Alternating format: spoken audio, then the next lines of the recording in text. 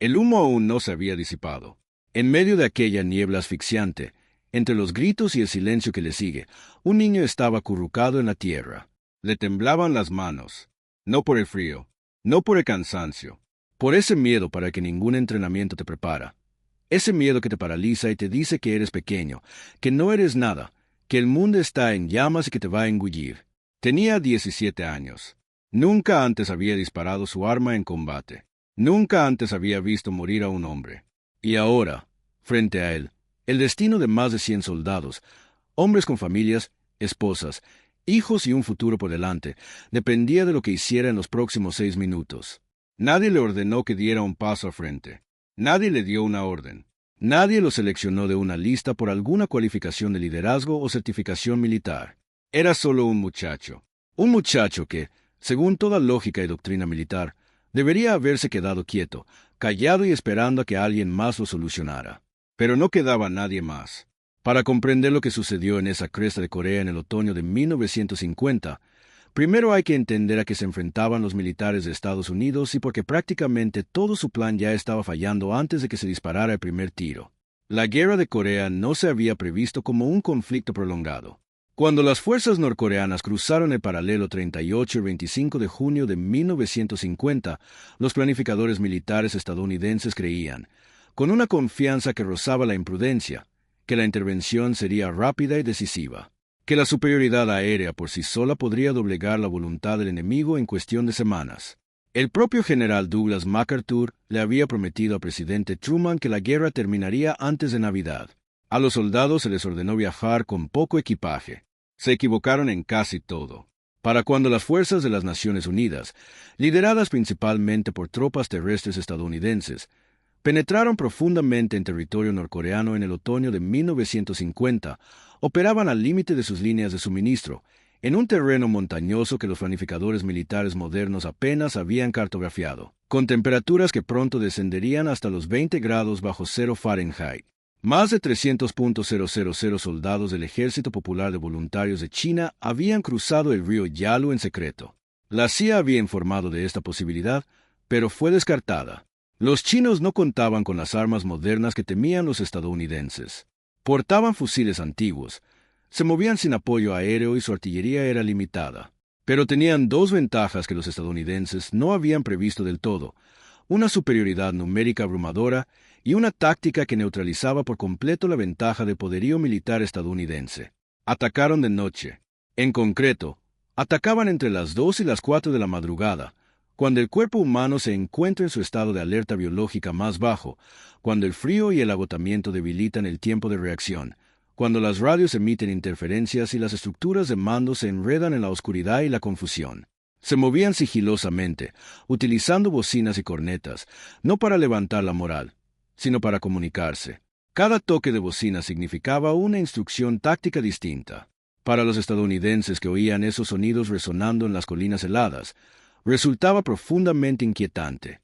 Era como ser perseguido por algo que hablaba un idioma incomprensible. A finales de noviembre de 1950, unidades enteras estadounidenses estaban siendo aisladas, rodeadas y destruidas poco a poco. La campaña del embalse de Chosin se convertiría en uno de los enfrentamientos más brutales de la historia militar estadounidense. Pero no fue solo en Chosin donde a los jóvenes se les pidió lo imposible. En toda la península coreana, en un centenar de enfrentamientos que nunca llegaron a los titulares, la misma historia se repetía. Sargentos veteranos habían muerto. Tenientes habían perdido la comunicación con sus operadores de radio. Pelotones se habían separado de compañías. Compañías se habían separado de batallones. Y en el caos de las emboscadas nocturnas, la cuestión de quién estaba al mando menudo se reducía a quien seguía en pie. Ese era el mundo en el que se encontraba el soldado de primera clase Ralph Estes Pomeroy. Ralph Pomeroy no debía ser soldado todavía. No en ningún sentido estricto de la palabra. Nació el 26 de marzo de 1930 en Kingwood, Virginia Occidental, un pequeño pueblo minero enclavado en las laderas de los Apalaches, donde la economía se sustentaba en el polvo de carbón y la fe, y donde los jóvenes maduraban rápidamente porque no había otra opción. Era el tercero de 6 hermanos. Su padre trabajaba en las minas. Su madre crió a los hijos en un hogar donde primaba el amor sobre el dinero, y la familia comprendía, con la claridad que da la verdadera pobreza, que la dignidad no se regalaba. Se construía, día a día, con lo que uno elegía hacer en los momentos difíciles. Ralph se alistó en el ejército de los Estados Unidos en 1948, cuando tenía 17 años. Necesitaba el consentimiento de sus padres, ya que no tenía la edad legal para firmar sus propios papeles de alistamiento. Su madre los firmó. Más tarde, ella diría que estaba orgullosa. Más tarde, probablemente reflexionaría mucho sobre esa decisión en la intimidad de su corazón. Fue asignado al 31º Regimiento de Infantería, 7ª División de Infantería, una unidad con una larga historia que se remonta a la Guerra Civil estadounidense, que había combatido en Filipinas, en las Islas Aleutianas durante la Segunda Guerra Mundial y en algunos de los terrenos más difíciles en los que jamás habían operado soldados estadounidenses. Para cuando Ralph Pomero llegó, este regimiento llevaba la historia grabada en sus entrañas. Pero la historia no detiene las balas. Para cuando fue desplegado a Corea en el otoño de 1950, Ralph Pomeroy llevaba poco más de 2 años en el ejército. Tenía 19 años, aunque los registros de la época y las leyendas que surgieron a su alrededor siempre parecían remitirse a la imagen del muchacho que era cuando firmó aquellos papeles. 17 años, lleno de ilusión y aún aprendiendo lo que el mundo esperaba de él. No era un soldado excepcional, en ningún sentido formal. No se había graduado con honores. No había demostrado ninguna aptitud especial para el mando. No era conocido por su valentía. Quienes servían a su lado lo conocían como callado, confiable, el tipo de soldado que hacía lo que se le pedía sin quejarse, que mantenía su equipo limpio, que ayudaba al compañero cuando lo necesitaba sin alardear. En otras palabras, era el tipo de persona con la que realmente se libran las guerras, no los guerreros mitológicos de los carteles de reclutamiento, sino jóvenes corrientes que se presentaban, hacían su trabajo e intentaban volver a casa. Lo que nadie a su alrededor sabía, lo que quizás ni siquiera el propio Ralph sabía, era que haría cuando el hogar ya no fuera una certeza, cuando el deber y la supervivencia se hubieran reducido a un único punto desesperado, cuando el hombre que estaba a su lado y que se suponía que debía saber la respuesta ya no estuviera. En la mañana del 15 de octubre de 1952, la situación a la que se enfrentaba la compañía del 31º Regimiento de Infantería ya era crítica antes del amanecer. La unidad había estado ocupando posiciones defensivas en un sector del frente coreano que los historiadores militares describirían más tarde como uno de los tramos de cresta más disputados de toda la guerra. No se trataba de la dramática guerra a campo abierto que mostraban los noticieros de la Segunda Guerra Mundial. Era guerra de trincheras. Guerra en la cima de las colinas. El tipo de combate donde el avance se medía en metros, donde el mismo terreno cambiaba de manos 4 veces en una semana, donde el enemigo a veces estaba tan cerca que se podía oír su respiración. Las fuerzas chinas que se les oponían habían perfeccionado sus tácticas de asalto durante meses de combate. Sabían exactamente cómo acercarse a las posiciones defensivas estadounidenses. Utilizaban los pliegues de terreno para ocultar sus movimientos, sondeaban pequeñas secciones de perímetro para identificar puntos débiles y luego los atacaban con una fuerza abrumadora en oleadas coordinadas diseñadas para destrozar no solo la defensa física, sino también la psicológica. Si una sección de la línea se rompía y se retiraba, el colapso podía propagarse como una grieta en un cristal, y una compañía entera podía ser aniquilada en minutos. Esa mañana, el asalto se produjo antes de que saliera el sol. Una fuerza china, estimada posteriormente en unos 300 soldados, aproximadamente 3-1 contra los estadounidenses en este sector, atacó la posición de la compañía con todo lo que tenía. Primero llegaron los morteros, disparando proyectiles con precisión mecánica a lo largo de la cresta, convirtiendo las posiciones de combate en cráteres, cortando los cables de comunicación y obligando a los soldados a agachar la cabeza justo cuando más necesitaban responder al fuego. Luego llegó la infantería, moviéndose rápidamente desde la oscuridad, gritando, una táctica tan deliberada como cualquier otra, diseñada para paralizar a los defensores con el terror primigenio y animal de ser atacados. En los primeros minutos del asalto, la estructura de mando de la compañía quedó destrozada. El comandante de la compañía resultó herido e incapaz de dirigir la defensa. Su operador de radio quedó incomunicado. El jefe del segundo pelotón, la sección de la línea que soportaba el peso del asalto, murió.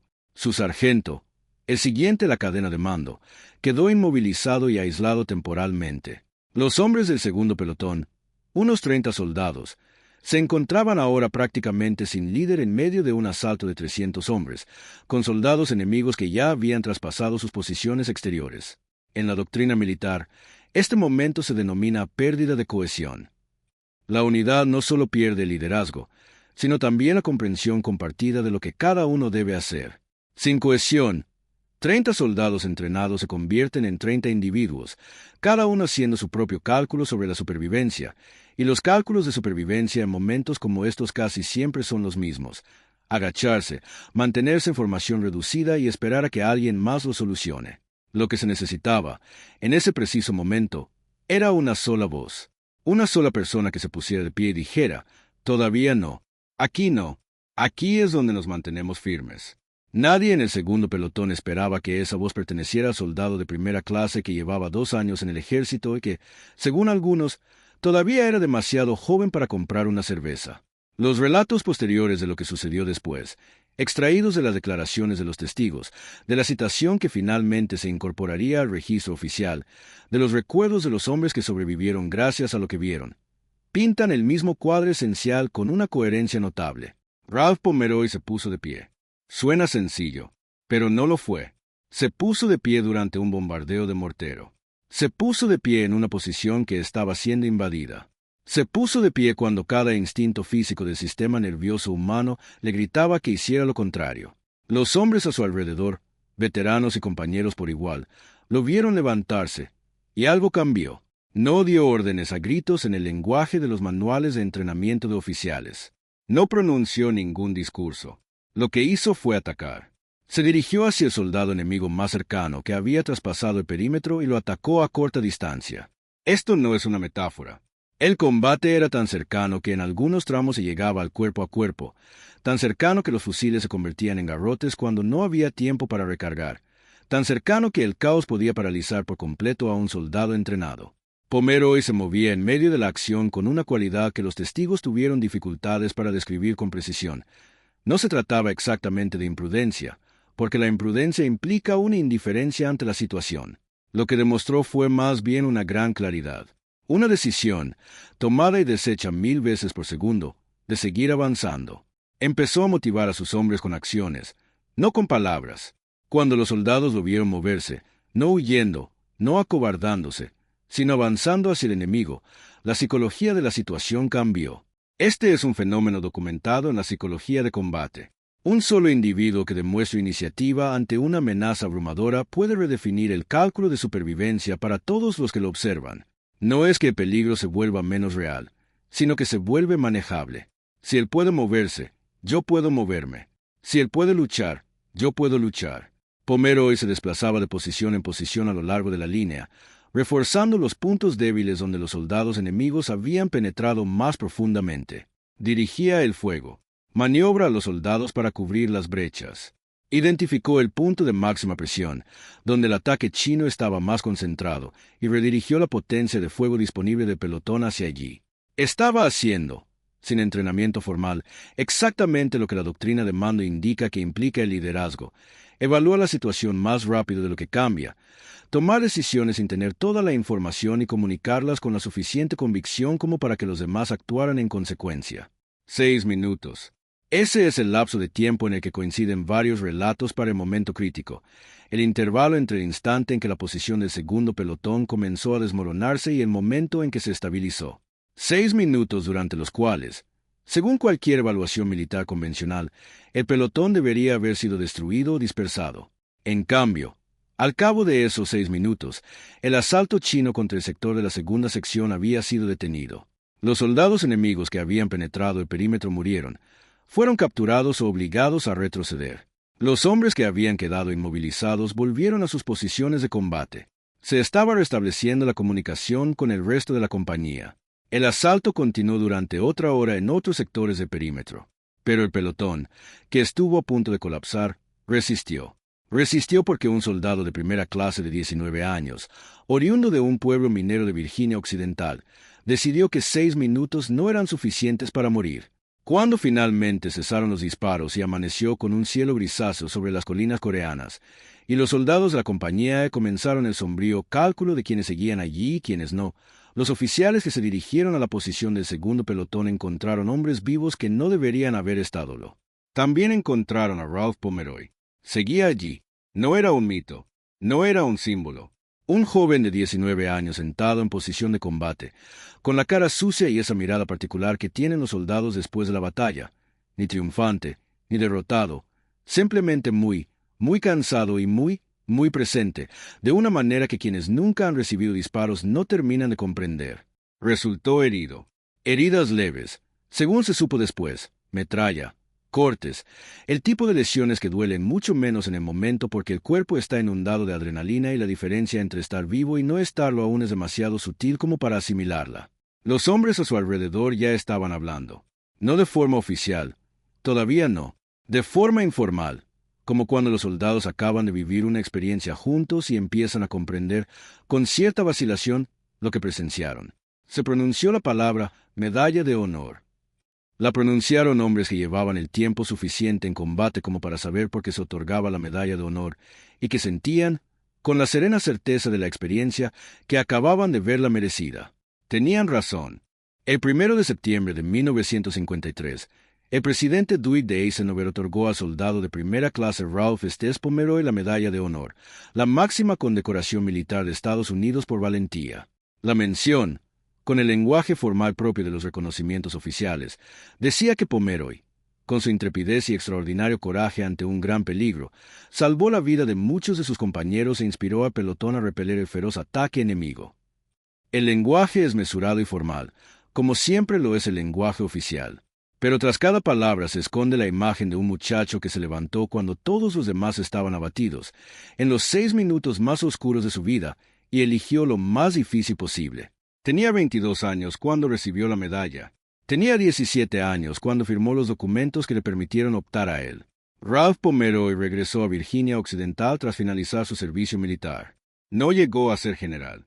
No se convirtió en senador, ni en una celebridad, ni en un símbolo que la maquinaria militar estadounidense pudiera utilizar sin cesar en giras de discursos y campañas de reclutamiento, al menos, no de la forma en que esa maquinaria suele utilizar a sus héroes. Regresó a casa. Vivió su vida, se casó, trabajó. Según la mayoría, era un hombre tranquilo, la misma cualidad que había notado en el antes de Corea, antes de la batalla de la Cresta, antes de esos 6 minutos que lo cambiaron todo. No hablaba mucho de lo sucedido. Quienes lo conocían decían que la medalla colgaba en su casa y que la reconocía cuando se le preguntaba, pero que no la convirtió en el centro de su identidad. Tenía una vida que vivir, y la vivió. Falleció el 3 de julio de 2015, a los 85 años. En los obituarios y homenajes posteriores se mencionó la medalla de honor, pero también a su familia, también a su comunidad, también a la Virginia Occidental que lo vio nacer. El legado de lo que Ralph Pomeroy hizo en esa cresta coreana en octubre de 1952 no se reduce a estadísticas, cambios doctrinales o reajustes estratégicos. Es algo más profundo y, por lo tanto, de mayor importancia. Es el legado de aproximadamente 30 soldados que regresaron a casa, 30 hombres que podrían haber tenido hijos, que los tuvieron, que construyeron sus vidas en sus pueblos, estados y ciudades, que, a su manera, cambiaron el mundo simplemente con su presencia. Cada vida que los 6 minutos de Pomeroy preservaron tuvo un impacto que se extendió durante décadas, en los hijos, nietos y bisnietos que existen hoy porque un muchacho tranquilo de Kingwood, Virginia Occidental, decidió que 6 minutos no eran suficientes para dejar de luchar. Existe una forma de concebir el heroísmo militar que resulta cómoda pero insuficiente, la idea de que los héroes se hacen, no nacen, que el heroísmo es una cualidad propia de personas extraordinarias y ausente en las personas comunes. Esta idea es falsa, y Ralph Pomeroy es una de las razones por las que sabemos que lo es. Antes de esa mañana, no era extraordinario. No lo era en ningún sentido medible, certificable o reconocido institucionalmente. Era un soldado raso de primera clase con 2 años de servicio, proveniente de una familia humilde de un pueblo pequeño, sin experiencia en combate ni formación formal en liderazgo. En todos los aspectos que utilizamos para evaluar la preparación de un soldado para ese momento, estaba por debajo del nivel requerido. Y cuando llegó el momento, lo afrontó. No fue por lo que el ejército le había inculcado. No fue por alguna ventaja genética innata. Fue por una decisión, tomada en una fracción de segundo, en la oscuridad, bajo fuego de mortero, rodeado de caos, de preocuparse más por los hombres que tenía al lado que por el comprensible deseo de sobrevivir manteniéndose pequeño. Esa no es una capacidad extraordinaria. Es una capacidad humana. Lo extraordinario, Lo que merece la medalla, lo que merece ser contado una y otra vez, es que la usó. Hablamos de liderazgo como si fuera un título, como si se otorgara con una condecoración, se luciera en un cuello y estuviera avalado por alguna institución con autoridad para declararlo real. Creamos programas académicos completos en torno a él. Escribimos libros sobre sus principios, marcos y competencias. Realizamos evaluaciones y cursos de desarrollo, porque necesitamos creer, que el liderazgo es algo que podemos identificar de antemano, en la persona adecuada, mediante proceso correcto. Y la historia sigue produciendo Ralph Pomeroy's. La historia sigue generando momentos en que quien ostenta el título ya no está, y quien no lo tiene se alza de todos modos. Momentos en que un soldado raso de 19 años hace lo que 300 años de tradición militar no podían garantizar que un oficial superior hiciera en ese mismo instante. Momentos en que las estructuras oficiales de mando, jerarquía y entrenamiento, todas ellas valiosas y necesarias, simplemente no logran tener en cuenta la naturaleza indómita e incontrolable de la voluntad humana individual. La Guerra de Corea, como conflicto, permanece técnicamente sin resolver. Nunca se ha firmado un tratado de paz entre Corea del Norte y Corea del Sur, solo un armisticio, el mismo que se acordó en julio de 1953 y que, técnicamente, sigue rigiendo la relación entre dos naciones que llevan más de 70 años en un estado de guerra suspendida. Más de 36,000 soldados estadounidenses murieron en esa guerra. Más de 103,000 resultaron heridos. Cientos de miles de civiles coreanos de ambos bandos perdieron la vida. La península permanece dividida prácticamente en la misma línea que la dividió antes de que se disparara el primer tiro. La Guerra de Corea suele ser llamada la Guerra Olvidada. Situada entre el drama mundial de la Segunda Guerra Mundial y el terremoto cultural de Vietnam, tiende a quedar relegada en las narrativas que construimos sobre el siglo XX. Los hombres que lucharon en ella regresaron a un país que ya miraba hacia el futuro con inquietud. No hubo desfiles de la magnitud de los de 1945. No hubo un gran ajuste de cuentas colectivo.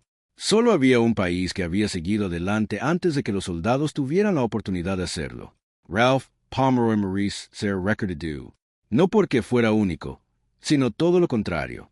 Representa algo que la historia nos demuestra una y otra vez, en cada época y en cada conflicto, sobre la gente común en momentos extraordinarios. Representa la capacidad humana innata de elegir el coraje por encima de la seguridad cuando la supervivencia de otra persona depende de ello. No es una lección militar. No es una lección de liderazgo. Es una lección sobre lo que somos, en nuestra mejor versión, cuando dejamos de preguntarnos si estamos capacitados para el momento y simplemente lo afrontamos. 6 minutos. Eso fue todo lo que hizo falta. 6 minutos que contenían 30 vidas. Si esta historia te conmovió, si te hizo reflexionar sobre qué son capaces las personas cuando todo está en juego, entonces ya entiendes por qué estas historias necesitan ser contadas. Dale al botón de me gusta, no solo por el algoritmo, sino porque cada vez que lo haces, esta historia llega a una persona más que aún no la ha escuchado. Una persona más que quizás necesite saber que ser ordinario no es lo mismo que ser impotente. Suscríbete a Español Historia, donde le traemos las historias jamás contadas de la historia militar. Los momentos que marcaron el mundo, las personas que la historia intentó olvidar, la verdad tras el silencio. Cada semana, buscamos los nombres que merecen ser recordados. Nos encantaría que estuvieras aquí cuando los encontremos. Y antes de que te vayas, quiero preguntarte algo, y de verdad quiero saber tu respuesta. Déjala en los comentarios. Si hubieras estado en ese pelotón, en ese momento, si el líder no hubiera estado, si la línea se estuviera rompiendo, si la decisión hubiera sido tuya, ¿qué crees que habrías hecho? Es fácil decir que fuiste un héroe cuando estás a salvo en casa, pero piénsalo con sinceridad. ¿Qué crees realmente de ti mismo en ese momento? Porque creo que esa pregunta honesta e incómoda, es el comienzo para comprender lo que realmente hizo Ralph Pomeroy. La semana que viene, nos adentraremos en una de las misiones de rescate más secretas de la Guerra Fría, una operación tan delicada que a los hombres que la llevaron a cabo no se les permitió hablar de ella durante 40 años. Entraron sin refuerzos, sin reconocimiento oficial y prácticamente sin posibilidad de salir. Casi. Quédate cerca. No cares perderlo. Gracias, de parte de todos los que formamos parte de Español Historia, por ser parte de una comunidad que valora la memoria. Los hombres y mujeres de estas historias lo dieron todo. Lo mínimo que podemos hacer es recordar sus nombres. Ralph Estes Pomeroy. Recuérdenlo.